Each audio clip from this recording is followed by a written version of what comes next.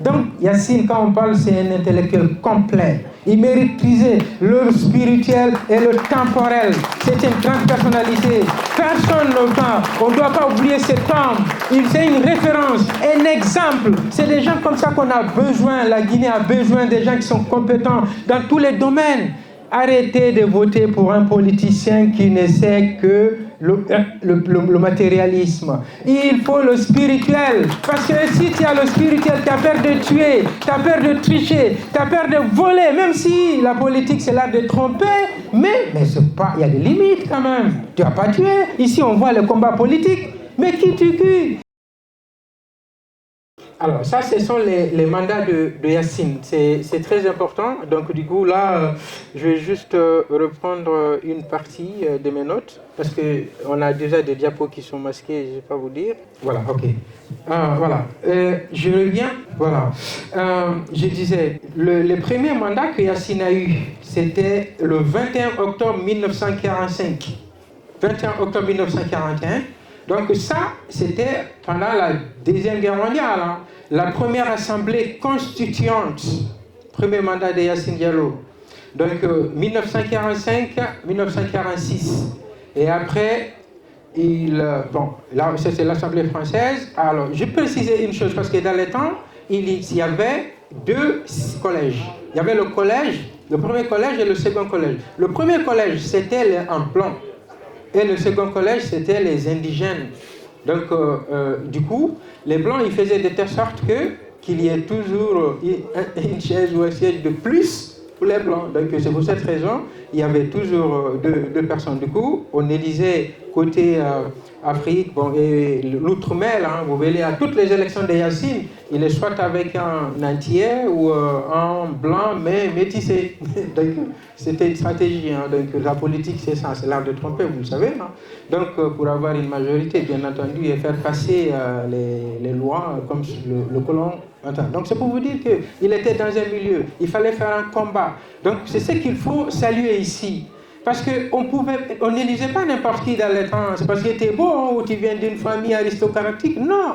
C'est parce que tu étais compétent. Tu savais effectivement mobiliser. Voilà. En ce moment, la Guinée n'était pas aussi divisée comme ça. C'est très important. Il faut connaître l'histoire pour savoir. Parce que le problème de la Guinée, les divisions ethniques que vous constatez, ça date. Hein. C'est à partir après la mort de Yacine. Vous verrez ça. Là où il y a eu effectivement des guerres, plus de 35 000 morts. Où on a mis bon, je suis désolé de le dire parce que c'était des peuls dans des puits. Vous verrez, c'est noté, c'est documenté. Donc, guerre qu'ici, tout le monde le sait, hein, peut-être pas beaucoup. Alors, je profite de cette occasion pour vous présenter encore une grande dame, une sommité, Madame Valérie Massoboko, qui est là. C'est une franco-belge. Elle est en train de rédiger un bouquin sur l'axe de la liberté, la démocratie. Bientôt, le bouquin va sortir. C'est l'histoire depuis Guerre-Kinssi. Je profite pour le dire et préparez-vous. Et ça aussi, on viendra ici lors du lancement de ce bouquin. Voilà, il est presque terminé, il a une relecture. Donc on est parti sur comment cette partie de la Guinée, là où résistait le Soweto de la Guinée, pourquoi là-bas les gens résistent. Vous allez voir cette partie-là, donc ça part de Guerre-Kinssi. Donc c'est pour cette raison, je vous dis, l'histoire de la Guinée c'est important. Après, le second mandat de Yacine Diallo, c'était le deuxième. Ça, je vous ai parlé alors. En ce moment, la France, puisque c'est la Seconde Guerre mondiale, il n'y avait pas la République. C'est pour ça qu'il y avait une République provisoire. Alors, le second mandat encore, c'était la République provisoire. Et là, c'était en juin 1946. Donc, le 2 juin 1946 au 27 novembre 19... Donc, ça a duré juste combien 5 mois. L'Assemblée a été dissoute. Et là, je profite encore pour saluer une grande personnalité. On parle de Yacine, mais lors de son second mandat, il a été élu avec Mamba Sano. Là, c'est la première élection, il était avec, comme vous voyez, Maurice Chevance, mais une fois, vous verrez Mamba Sano. Mamba Sano, il est de la forêt. Donc, c'est une grande personnalité aussi, mais que beaucoup ignorent. On n'enseigne pas. Pourquoi on n'enseigne pas cette histoire en Guinée ? Pourquoi? Et pourtant, c'est les précurseurs, ceux qui ont préparé la décolonisation. L'indépendance, pour que De Gaulle vienne dire qu'il prenait l'indépendance, ce n'était pas comme ça.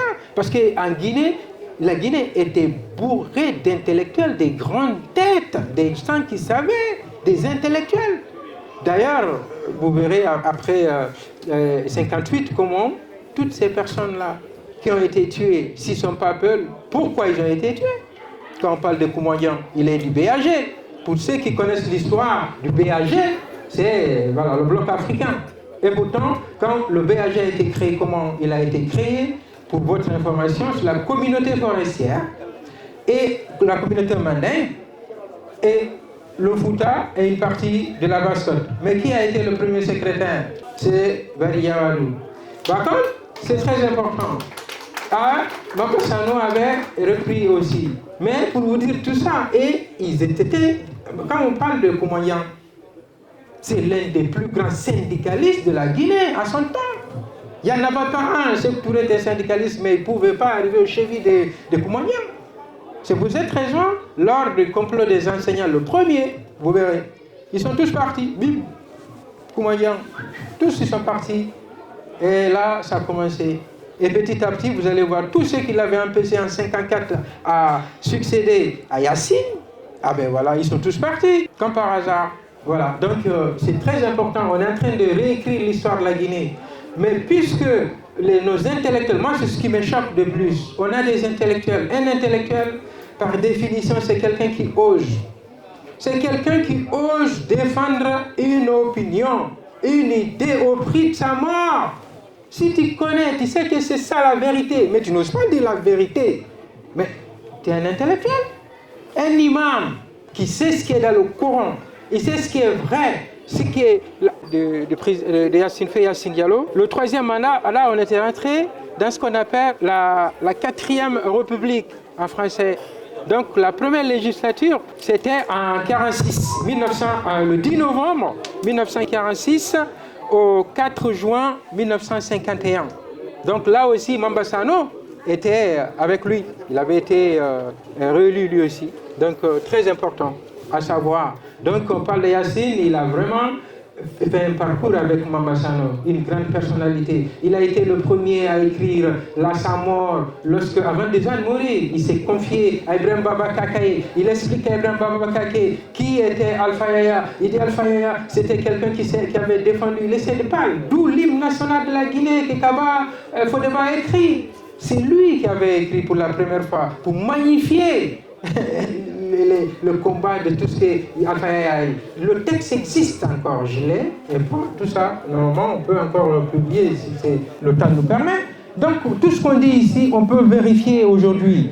Mais le problème, en Guinée, on refuse, on n'enseigne pas. Et ici en France, quand tu es à l'école, on t'enseigne dès le début toutes les grandes personnalités qui ont fait l'histoire, c'est très important. Nos jeunes, ils doivent avoir des modèles, c'est très important. À l'école, on t'enseigne l'histoire d'une grande personnalité. Un jeune, tu as envie de dire, ouais, je veux être comme ça. Mais s'ils n'ont pas de modèles, les modèles, c'est des gens qui sont malhonnêtes, des populistes, des gens qui tuent, des gens qui n'ont aucune âme, qui n'ont pas de valeur. Qu'est-ce qu'un politique qui gouverne, mais qui ne pense pas à sa population, qui tue? Et tu sais que dans la culture africaine, tuer, c'est pas bon. Tu ne sais pas créer une âme, tu ôtes une âme. Lorsque tu tues une personnalité, un père de famille, tu penses à ses enfants. Combien de... Il y a eu 25 complots au temps de la Révolution. 25 et tous ces complots, un an, regardez, c'était des grandes personnalités, des têtes, des grands savants à la limite. Mais comment est-ce qu'une entreprise, on est tous ici, vous créez une entreprise et vous mettez que des tontons. Et un collègue à vous crée une entreprise, il cherche des gens qui sont compétents, spécialistes dans leur domaine. Ils bossent. Les deux entreprises-là, laquelle va percer, laquelle va résister avec la concurrence, la mondialisation? C'est la bonne ressource humaine. C'est lui qui recrute la bonne ressource humaine. Il va toujours dominer. Pourquoi aujourd'hui c'est les États-Unis et la Chine qui dominent le monde? Ça n'a pas toujours été comme ça. L'Europe dans les temps a eu tout, mais aujourd'hui les États-Unis ont repris tout. Pourquoi aujourd'hui la Chine qui était dans les années avec la décolonisation, qui avait la même situation quasiment que nous, même si on n'avait pas une même histoire, parce que la Chine avait une révolution avant, donc ils ont chuté. Comme on a connu le Fouta Théocratique a chuté, c'était des grands intellectuels. Donc après, on vient en 56. En 51, lorsque Diallo Yassine a été réélu, il n'a pas terminé son mandat, parce que ça devait terminer en 55, mais malheureusement, il décède en 1954. Lors d'un grand débat à l'Assemblée avec Sékou Touré, il fait des débats acerbes, il y a eu des joutes où il y a eu des insultes. Celui qui insulte en débat parce que tu as un manque d'arguments, sinon tu déroules tes arguments. Il n'y a pas d'insulte. Attaquer les personnes sur des parties intimes et tout, ça choqué. Apparemment, ça c'est des dits, je le dis parce que c'est important de restituer ce qui est vrai et ce qui est dit. Donc ça c'est ce qu'on a raconté. Donc ça s'est passé le 13, parce que Yassine, normalement il est décédé le soir, le 13. Mais officiellement, ils ont officialisé en avril, le 13, le soir. Ils ont officialisé le lendemain, le 14. Donc on peut le défiler, vous allez voir justement. Donc là c'était à l'Assemblée et constituante. Donc les Blancs étaient là. Celui qu'on appelait, peut-être parmi vous, les doyens, les sages, vous avez entendu de Cocherie gentil. Voilà, c'est lui. Parce que Houphouët avait effectivement poussé, normalement, il voulait aider Sékou, parce que Sékou, c'était pas un politique, c'était un syndicaliste. Donc, à un certain moment, pourquoi on a parlé de Yassine ici en 1946 lors du congrès de Bamako, lorsqu'on a créé le RDA. Yassine était là, Yassine, il y avait Yassine, mais à un certain moment, il a compris que le système a été noyauté. Il a dit, si les Français arrivent, parce que quand on dit RDA, le Rassemblement démocratique africain, un blanc ne devait pas venir. Mais Houphouët et Senghor, ils ont fait venir certains blancs. Donc à un certain moment, Yassine et Lamine Gueye, ils se sont retirés. Ils ont boudé le congrès. Mais ils faisaient partie de ceux qui ont préparé les textes, tout. Après, il y a eu le vote, mais puisque la Guinée n'était pas représentée, c'est en ce moment que Houphouët a proposé à Sékou de présenter la partie de la Guinée. Donc c'est comme ça Sékou est venu. Parce que ce que vous ne savez pas, beaucoup ne savent pas, le RDA dont on parle ici, le premier secrétaire c'est Madera Keïta. Après Madera Keïta est venu Amara Souma. Après Souma, Sékou n'est que le quatrième. Parce que le troisième plutôt, et d'ailleurs, lors du congrès qu'ils ont tenu à Kindia, il a été mis en majorité, Saïfoulaye a pris, et du coup, ceux qui ont voté pour Saïfoulaye, c'était les... comment il s'appelle, Fodeba, le grand Fodeba Keïta, il faut dire la vérité, il faisait partie de ceux qui ont voté. Mais il n'a pas gagné. Toujours, lui, c'est la force. Ils ont commencé à pagayer, et à un certain moment, ils ont dit qu'il faut reprendre les élections. Mais cette fois-ci, à voix levée, à main levée, pardon. Ils vont main levée, et après, il revient. Mais lui aussi, il était parti lors du troisième complot, si je ne me trompe pas, avec Bari Diawad d'ailleurs. Parce que les deux là, ils ont creusé leur tombe. Fodeba et Bari Diawad, ils ont creusé leur tombe, on les a mis dedans. Donc, c'est des trucs documentés. Alors, là, on peut parler maintenant le décès de Yassine. On a les images. Le jour où il est décédé, ça suit encore. On y va. Ça, c'est ce que je viens de développer. Là. Voilà. Ça, c'est Mamba Sano. Pour ceux qui voient sa tête, c'est lui. Une grande personnalité. Quelqu'un qui a quasiment le parcours de Yassine. Mais c'est juste que Yassine a fait 2 mandats de plus avant lui. Donc, vraiment, c'est quelqu'un qu'il faut aborder. Il fait partie des fondateurs du BAG. Attention, c'est une grande personnalité.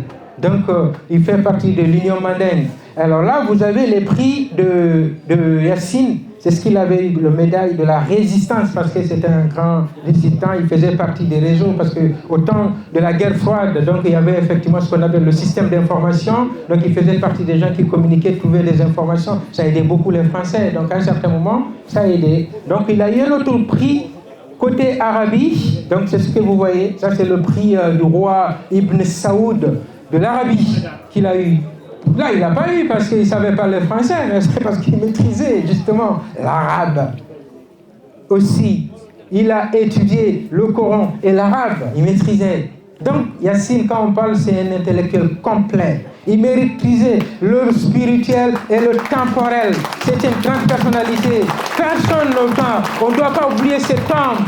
C'est une référence, un exemple. C'est des gens comme ça qu'on a besoin. La Guinée a besoin des gens qui sont compétents dans tous les domaines. Arrêtez de voter pour un politicien qui ne sait que le matérialisme. Il faut le spirituel. Parce que si tu as le spirituel, tu as peur de tuer, tu as peur de tricher, tu as peur de voler, même si la politique c'est l'art de tromper, mais c'est pas, il y a des limites quand même. Tu vas pas tuer. Ici on voit le combat politique. Mais qui tue qui? Mipiez-vous. Regardez au Sénégal. Prenez autant de... comment il s'appelle Senghor, autant pour moi, je suis un peu gêné parce qu'on ne tue pas un intellectuel. Vous savez le temps qu'on met pour former un intellectuel? On vient à l'université, l'État lui donne une bourse, il va aller à l'extérieur pour se spécialiser dans une compétence, étudier dans une spécialité difficile. Il étudie, il revient, c'est pour servir son pays. C'est comme ça les tels ils sont venus, sinon tels ils n'avaient rien à faire en Guinée. Senghor lui avait dit. Il a été intelligent, il a été le premier Africain, je ne dis pas noir, le premier Africain à être magistrat en Europe, en France. Sinon, ce n'était pas permis. Il termine, il a occupé tous les postes. À un certain moment, quand il a eu les 2 mandats, mais vous savez, le second mandat à l'OIA, c'est qui l'a aidé? Mais c'est Djibril Haïlé Sélassié. Et puis le roi Mohamed V, pardon, pas son père. Voilà. Donc c'est eux qui l'ont aidé. Et plus l'Algérie, c'est eux qui ont voté pour Teli. Sinon, ce n'était pas possible. On voulait mettre Siaka, mais il n'avait pas le babou. Ils ne pouvaient pas. Ils ont refusé.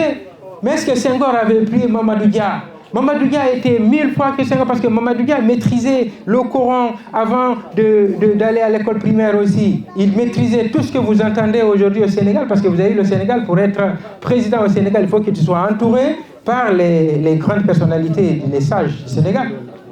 D'accord. Donc, tant qu'on ne fait pas ça, c'est pas possible. Donc, arrêtons de voter pour les politiciens. Regardez la moralité de la personne. C'est très important. Et là encore, quand je regarde ça, moi j'ai envie de pleurer. Pourquoi? Parce que cet homme, vous savez c'est où? Regardez, là où c'est noté. Qu'est-ce qui est parti pour voir ça? Qu'est-ce qui est parti à peu près de cette pompe pour rendre hommage à Yassine? Aujourd'hui, si vous avez des frères, des cousins, dites-leur d'aller à Kamayen pour aller voir cet homme. C'est très important.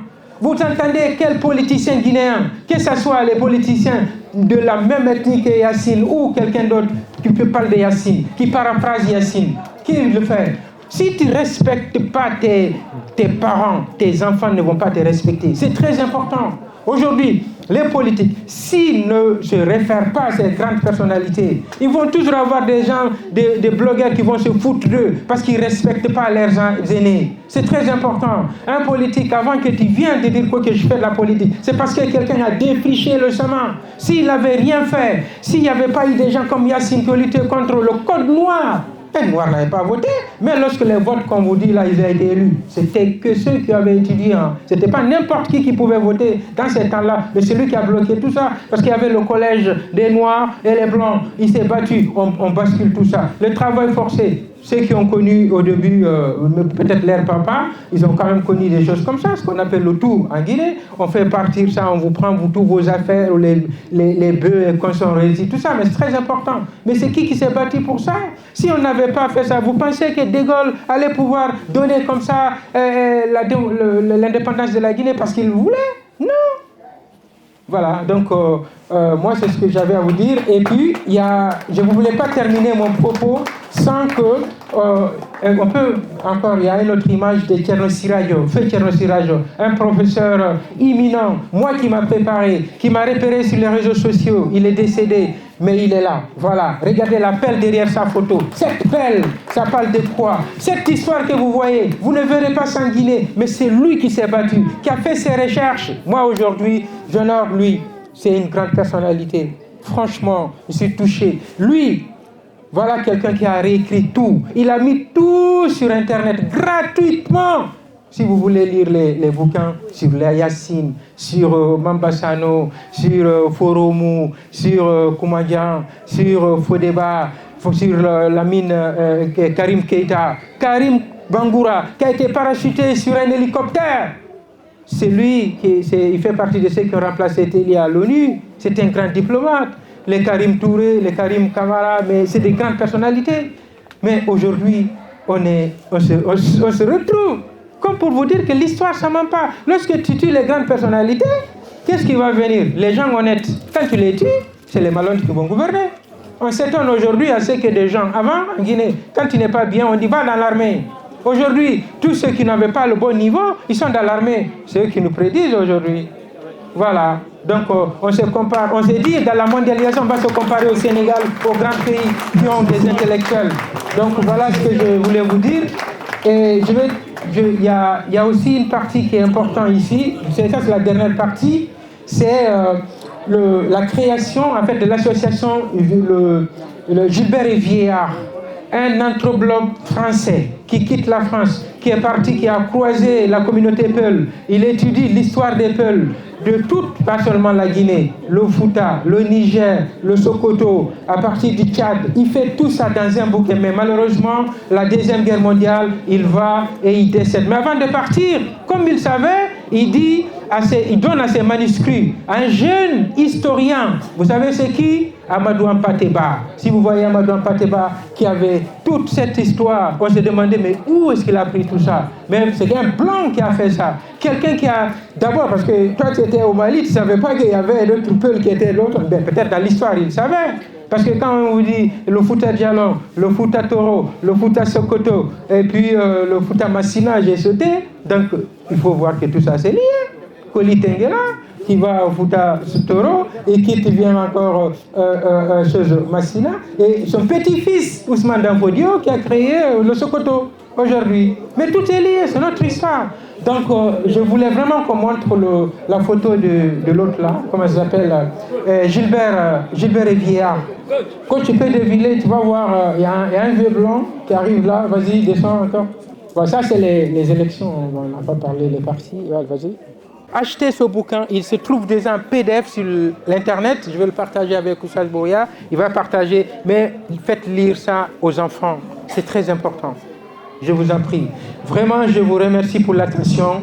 Et c'est hyper important, cette initiative de notre frère Oussas Bouria, cette organisation. Il faudrait que chaque année, qu'on fasse la même chose. Si on ne sait pas là chaque année, mais il faudrait qu'on essaye d'initier. Parce qu'il y a d'autres grandes personnalités. Il faudrait aussi qu'on pense comme ça à les premiers Almami du Fouta, ceux qui ont écrit notre langue. Quand on dit Mimpicho, ça redou, qu'est-ce que ça veut dire? Le redou est comme ça, le ça, c'est ce qu'ils veulent, l'intelligence. Mimpicho, pourquoi Mimpicho? Mim, pichitaku, mim, comme ça là, mim.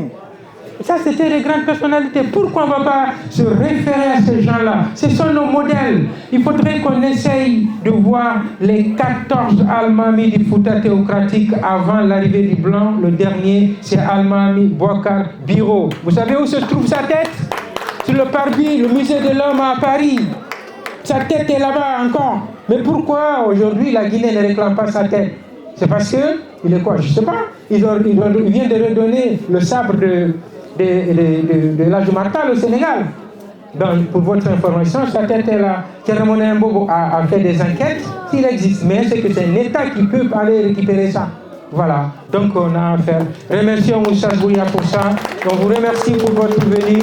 Il faudrait que vous essayiez de transmettre ces informations à vos enfants, à vos petits-enfants. Il faudrait qu'on essaye de continuer à faire ça. Respectons notre histoire. Quand on parle de Yacine, c'est pour j'ai essayé d'être vraiment très complet en parlant des Koumayan. Parce que les Koumayan, les Yacine, les Mambassano, les Kaba, c'est hyper important de connaître ces personnalités. Franchement, de la Guinée, de la forêt, en passant par la Haute-Guinée, la savane, en Moyenne-Guinée et en Basse-Guinée. Franchement, merci beaucoup. Merci beaucoup.